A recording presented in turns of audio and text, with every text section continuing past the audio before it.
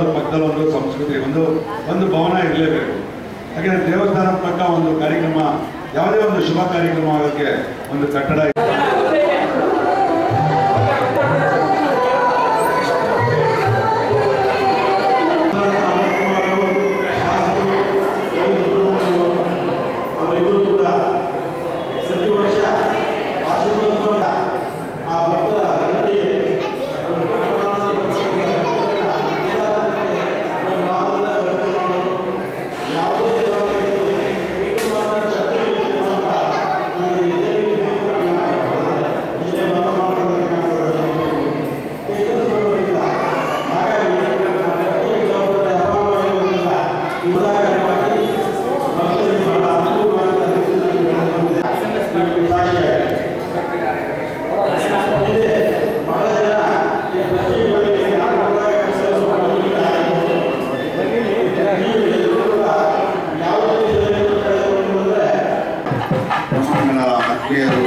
ಬಸವಳಿ ಶಾಸ್ತ್ರ ಶ್ರೀಯುತ ರವಿ ಸುಬ್ರಹ್ಮಣ್ಯರವರೇ ಹಾಗೂ ಮತ್ತೊಂದು ಸ್ನೇಹಿತರಾದ ಶಿವನಾರಾಯಣರವರೇ.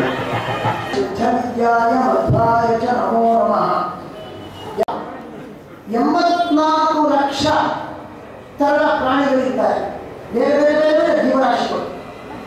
84 ಲಕ್ಷದ ತರದ ಜೀವರಾಶಿಗಳಿದ್ದಾರೆ. ಅದರಲ್ಲಿ ಒಂದು ಪ್ರಾಣಿ ಅಂದರೆ ಮನುಷ್ಯ ಪ್ರಾಣಿ. ಎರಡು ಪ್ರಾಣಿಗಳೇ, ಪ್ರಾಣವುಳ್ಳವರೆಲ್ಲ ಪ್ರಾಣಿ. ಆದರೆ ಸರ್ಪಗಳನ್ನ, ಹಕ್ಕಿಗಳನ್ನ, ಮೃಗ ಪಕ್ಷಿಗಳನ್ನ ಅದು ಸೃಷ್ಟಿ ಮಾಡಿದೆ. ಆದರೆ ಅವುಗಳಿಗೆ ಅದು ಸಂತೃಪ್ತಿ ಆಗಿಲ್ಲ. ಕಾರಣ ಏನಂದ್ರೆ ವಿವೇಚನೆ ಮಾಡುವ ಶಕ್ತಿ ಇಲ್ಲ.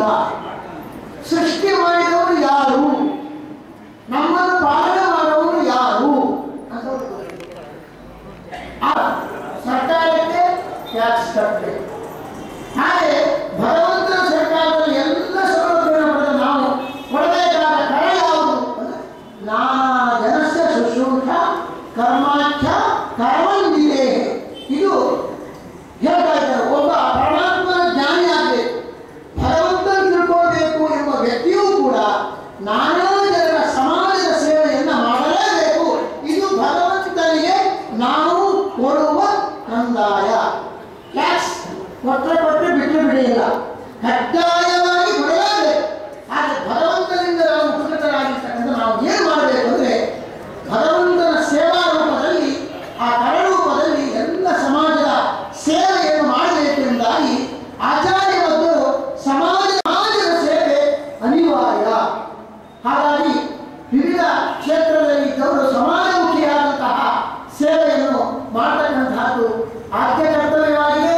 ಈ ವಿಷಯದಲ್ಲಿ ಶ್ರೀವೆಂಕಟೇಶ್ವರ ದೇವಸ್ಥಾನದ ಟ್ರಸ್ಟಿನವರು ಸಮಾಜದ ಸೇವೆ ಎಲ್ಲರೂ ಮಾಡಬೇಕಾದದ್ದಾದ್ದರಿಂದಾಗಿ ಸಮಾಜದಲ್ಲಿ ಒಂದು ಧರ್ಮ ಜಾಗೃತಿ, ವಿಶೇಷವಾಗಿರ್ತಕ್ಕಂತಹ ಉತ್ತಮ ಸಂಸ್ಕಾರವನ್ನು ಕೊಡತಕ್ಕಂತಹ ಈ ಒಂದು ವಿಶಿಷ್ಟವಾದ ಸಂಸ್ಕೃತಿ ಭವನವನ್ನು ನಿರ್ಮಾಣ ಮಾಡುವುದು ಅತ್ಯಂತ ಔಚಿತ್ಯಪೂರ್ಣವಾಗಿದೆ ಎಂಬುದಾಗಿ ನಾವು ಹೇಳಬಹುದಾಗಿದೆ. ನಾವು ಭಗವಂತನನ್ನ ಪೂಜೆ ಮಾಡಬೇಕು. ಸಲೇನಾಪಿ ಪೂಜಿತ ಯೋ ದದಾತಿ ಸ್ವತಂ ಸ್ಥಾನ ಸತ್ವಯ ಖಿನ್ನ ಪೂಜಿತ. ನನಗೆ ಪೂಜೆ ಮಾಡಲಿಕ್ಕೆ ದೇವರು ಅನುಕೂಲವೇ ಮಾಡಿಕೊಳ್ಳಿಲ್ಲ, ಅದಕ್ಕೆ ನಾವು ದೇವರು ಪೂಜೆ ಮಾಡಿಲ್ಲ ಅಂದರೆ ಯಮದೇವರು ವಿಚಾರ ಮಾಡ್ತಾರೆ. ದೇವರಿಗೆ ಪೂಜೆ ಮಾಡಲಿಕ್ಕೆ ನಿನ್ನ ಹರಿಯ ಆಡಂಬರ ಏನು ಬೇಕಾಗಿಲ್ಲ, ಸಂಪತ್ತು ಬೇಕಾಗಿಲ್ಲ, ನೀರಿನಿಂದ ಪೂಜೆ ಮಾಡಿದರೂ ಕೂಡ ಭಗವಂತ ತಗೊಳ್ತಾನೆ. ಪತ್ರಂ ಪುಷ್ಪಂ ಫಲಂ ತೋಯಂ ಯೋಗೇ ಭಕ್ತ್ಯಾ ಪ್ರಯಚ್ಛತಿ ತದಹಂ ಭಕ್ತಿ ಪ್ರಹಟಂ ಅಸ್ತಾಮಿ ಪ್ರಯತಾತ್ಮ. ಆದರೆ ನೀರಿನಿಂದ ಪೂಜೆ ಮಾಡಿದರೂ ಕೂಡ ಭಗವಂತ ಅದನ್ನು ತಗೊಂಡು ನಮಗೆ ಅನುಗ್ರಹ ಮಾಡ್ತಾನೆ. ಗೋಂದ್ರೆ ನೀರು, ಅದನ್ನು ಭಕ್ತರು ಕೊಟ್ಟ ಪೂಜಾರೂಪದಲ್ಲಿ ಕೊಟ್ಟಿರುವಂತಹ ನೀರನ್ನ ಇಂದ ಸ್ವೀಕಾರ ಮಾಡ್ತಾನೆ, ಹೊಂದುತ್ತಾನೆ, ಹೊಂದಿ ಅನುಗ್ರಹ ಮಾಡ್ತಾನೆ. ಅದಕ್ಕೆ ಭಗವಂತನಿಗೆ ಗೋವಿಂದ ಅಂತ ಹೆಸರು. ಹಾಗೆ ನಾವು ಇಲ್ಲಿ ಅದು ಹೊರಗಿನ ನೀರು, ಒಳಗೆ ಒಂದು ನೀರಿದೆ. ಭಗವಂತನಿಗೆ ನಿತ್ಯದಲ್ಲಿಯೂ ಕೂಡ ನಾವು ನೀರಿನಿಂದ ಅಭಿಷೇಕ ಮಾಡಬೇಕು. ಅದು ಯಾವ ನದಿಯ ನೀರಿನಿಂದ ಭಗವಂತನಿಗೆ ಅಭಿಷೇಕ ಮಾಡಬೇಕಂತೆ ಶ್ರದ್ಧಾರಲಿ ವಿಮಲ ಚಿತ್ತ ಜಲಾಭಿಷೇಕಂ. ಶ್ರದ್ಧೆ ಎಂಬುದು ನದಿ. ಆ ನದಿಯಲ್ಲಿ ಇರ್ತಕ್ಕಂಥ ನೀರು ಅಂದರೆ ಅದು ಶುದ್ಧವಾದ ಚಿತ್ತ. ಶುದ್ಧವಾದ ಚಿತ್ತದಲ್ಲಿರುವ ಚಿಂತನ ಜಲ. ಈ ಚಿಂತನ ಜಲದಿಂದ ಭಗವಂತನಿಗೆ ಅಭಿಷೇಕ ಮಾಡಬೇಕು. ಅಂದ್ರೆ ಅರ್ಥ ಏನು? ಸೋಹಂ ಭಾವೇನ ಪೂಜೆಯೇ. ಸೋಹಂ ಭಾವೇನ ಪೂಜೆ ಅಂದ್ರೆ ಅರ್ಥ ಏನು?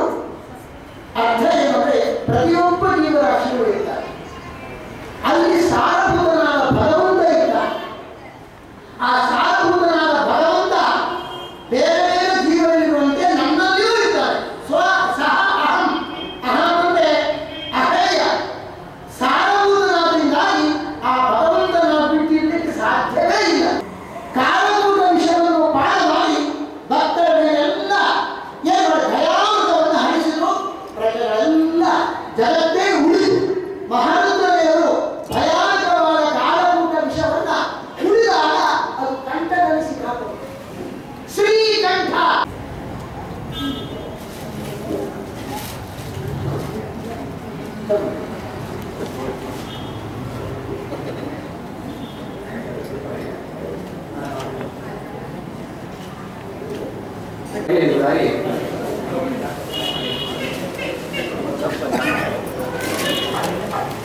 ಸರ್ಕಾರದಲ್ಲಿ ಕಾಂಗ್ರೆಸ್ ಅಧಿಕಾರ ಇದೆ.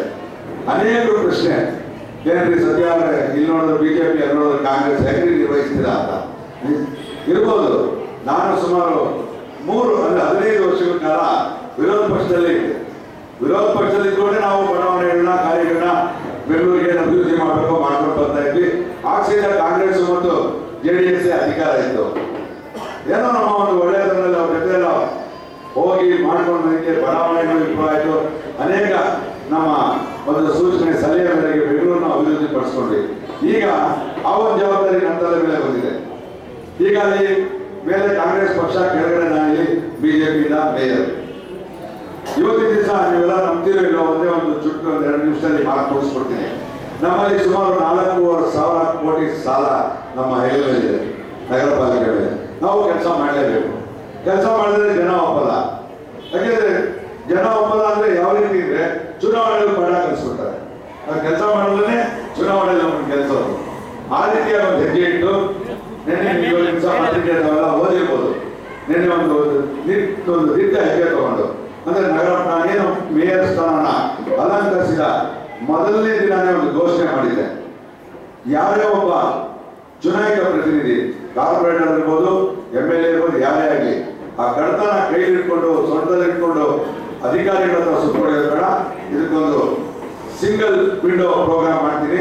ಆ ಸಿಂಗಲ್ ವಿಂಡೋ ಪ್ರೋಗ್ರಾಮ್ ಅಲ್ಲಿ ಎಲ್ಲ ಕಡತನೂ ಅದನ್ನ ಅಪ್ರೂವಲ್ ಕೊಟ್ಟು ಬೆಂಗಳೂರಿನಲ್ಲಿ ಒಂದೇ ದಿವಸ ಅಪ್ರೂವಲ್ ಕೊಟ್ಟು ಒಂದೇ ದಿವಸ ಟೆಂಡರ್ ಕರೆದು ಒಂದೇ ದಿವಸ ಕೆಲಸ ಪ್ರಾರಂಭ ಮಾಡಬೇಕು ಅಂತ ಒಂದು ಘೋಷಣೆ ಮಾಡಿದ್ದೆ. ನಮ್ಮ ಎಲ್ಲ ಸ್ವಾಮಿತ್ರಿಗಳ ಒಂದು ಇದರಿಂದ ನೋಡಿ ನಿನ್ನೆ ದಿವಸ ಮಾಡಿದ್ವಿ. ಇದು 198 ವಾರ್ಡ್ನಲ್ಲೂ ಒಂದೇ ದಿವಸ ಕೆಲಸ ಪ್ರಾರಂಭ ಆಗುತ್ತೆ. ಅದೊಂದು ನೇರದಿಂದ ಹೆಜ್ಜೆ ಇಟ್ವಿ. ಹಾಗೆ ಅನೇಕ ಕಾರ್ಯಕ್ರಮಗಳು ನಂಬ್ಕೊಂಡಿದ್ವಿ, ಸುಮಾರು ಕಾರ್ಯಕ್ರಮಗಳು ನಂಬ್ಕೊಂಡಿದ್ವಿ. ಜನವರಿ ಒಳಗಡೆ ನಿಮಗೆ ಗೊತ್ತಾಗುತ್ತೆ ಬಹಳಷ್ಟು ಕಾರ್ಯಕ್ರಮ, ಉದ್ಘಾಟನೆ ಇರ್ಬೋದು, ಭೂಮಿ ಪೂಜೆ ಇರ್ಬೋದು, ಎಲ್ಲ ರೀತಿ ಕಾರ್ಯಕ್ರಮವನ್ನು ಜನವರಿ ಒಳಗಡೆ ಮಾಡಬೇಕು ಅಂತ ತೀರ್ಮಾನ ಮಾಡಿದ್ವಿ. ಅದು ಹಾಗೆ ಆಗುತ್ತದೆ. ನೀವೆಲ್ಲ ನಮ್ಮಲ್ಲಿ ಬಹಳ ಆತ್ಮವಿಶ್ವಾಸದಿಂದ ನಿಜ ಹೇಳಬೇಕು ಅಂದ್ರೆ ಬೆಂಗಳೂರಿನಲ್ಲಿ ಯಾವ ಮೂಲೆ ಹೋದ್ರು ನಮ್ಮ ಸತ್ಯ ಮೇಯರು ಅಂತಾರೆ. ನಿಜವಾಗ್ಲೂ ಒಂದು ದೊಡ್ಡ ಒಂದು ಅಭಿಮಾನ ಹೇಳಕ್ಕೆ ಇಷ್ಟಪಡ್ತೀನಿ. ಶುಭ ಸಮಾರಂಭದಲ್ಲಿ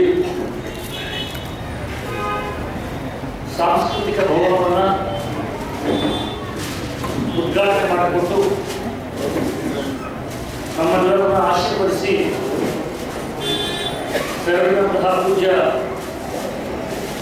ಬಂಡಾರಗಿರಿ ಸ್ವಾಮೀಜಿಗಳ ಪಾದಾರಗಳನ್ನು ನಮಸ್ಕರಿಸುತ್ತಾ ವೇದಿಕೆ ಮೇಲೆ ಆಸಕ್ತರಾಗಿರ್ತಕ್ಕಂಥ ಬೆಂಗಳೂರು ಮಹಾನಗರದ ಪೂಜ್ಯ ಮಹಾಪೌರರಾದಂತಹ ಸತ್ಯನಾರಾಯಣವರೇ, ಸ್ನೇಹಿತರು ಆತ್ಮೀಯರಾದ ಶಂಕರನಾರಾಯಣವರೇ, ಈ ಒಂದು ಸಂಸ್ಥೆಯ ಅಧ್ಯಕ್ಷರಾಗಿರ್ತಕ್ಕಂತಹ ನೀಲಕಂಠ ಅವರೇ, ವೇದಿಕೆ ಮೇಲೆ ಆಸಕ್ತರಾಗಿರ್ತಕ್ಕಂತಹ ಸೂರ್ಯನಾರಾಯಣ ಅವರು, ನೀಲಕಂಠ ಅವರು, ಎಲ್ಲ ವೆಂಕಟೇಶ್ವರ ಎಲ್ಲ ಪದಾಧಿಕಾರಿಗಳು, ಈಗಾಗಲೇ ಪ್ರಸ್ತಾವನೆಯಲ್ಲಿ ಅಧ್ಯಕ್ಷರು ಕೆಲವು ವಿಷಯಗಳನ್ನು ಪ್ರಸ್ತಾಪ ಮಾಡ್ತಾ ಇದ್ದಾರೆ. ಇಲ್ಲಿ ಅನೇಕ ಧಾರ್ಮಿಕ ಚಟುವಟಿಕೆಗಳು, ಸಾಂಸ್ಕೃತಿಕ ಚಟುವಟಿಕೆಗಳು ದೇವಸ್ಥಾನದಲ್ಲಿ ನಡೀತಾ ಇದೆ. ಇದಕ್ಕೆ ಬೇಕಾಗಿರ್ತಕ್ಕಂಥ ಸತ್ಯನಾರಾಯಣ ಪೂಜೆ ಮಾಡ್ತಾ ಇದ್ದೀವಿ. ಇಲ್ಲಿ ಬೇರೆ ಬೇರೆ ಸಂಗೀತದ ಕಾರ್ಯಕ್ರಮಗಳು ನಡೀತಾ ಇದೆ. ಹೀಗೆಲ್ಲ ಆಗಬೇಕಾದ್ರೆ ನಮಗೆ ಒಂದು ಸರಿಯಾದಂತಹ ಒಂದು ಸಮಾಧಾನ ಇದ್ದರೆ ಈ ಕೆಲಸಗಳನ್ನು ಮಾಡಲಿಕ್ಕೆ ಅನುಕೂಲ ಆಗುತ್ತೆ. ಯಾಕಂದರೆ ಈ ಕಲ್ಯಾಣೋತ್ಸವಗಳು ಅನೇಕ ಸಂದರ್ಭದಲ್ಲಿ ನಡೀತಾ ಇದ್ದಂತಾಗ ನಾವು ಇಲ್ಲಿ ಬೆಂಡ ಮಾಡ್ಕೊಳ್ಬೇಕು, ಇಲ್ಲಿ ಓಡಾಡಲಿಕ್ಕೆ ಕಷ್ಟ ಆಗ್ತದೆ, ಬೇರೆ ಯಾವುದಾದ್ರು ಧಾರ್ಮಿಕ ಚಟುವಟಿಕೆಗಳನ್ನು ಕೈಗೊಳ್ಳಬೇಕು ಅಂತ ಕಷ್ಟ ಆಗುತ್ತೆ. ಹಾಗಾಗಿ ಒಂದು ಶಾಶ್ವತವಾದಂತಹ ಒಂದು ಪರಿಹಾರ ಬೇಕು. ಈ ನಿಟ್ಟಿನಲ್ಲಿ ನಮ್ಮ ಪ್ರಯತ್ನ ಏನು ಅವರು ಒಂದು ಇಚ್ಛಾಶಕ್ತಿಯನ್ನು ಪ್ರದರ್ಶನ ಮಾಡಿ ಈ ಒಂದು ಕೆಲಸಕ್ಕೆ ಕೈ ಹಾಕಲು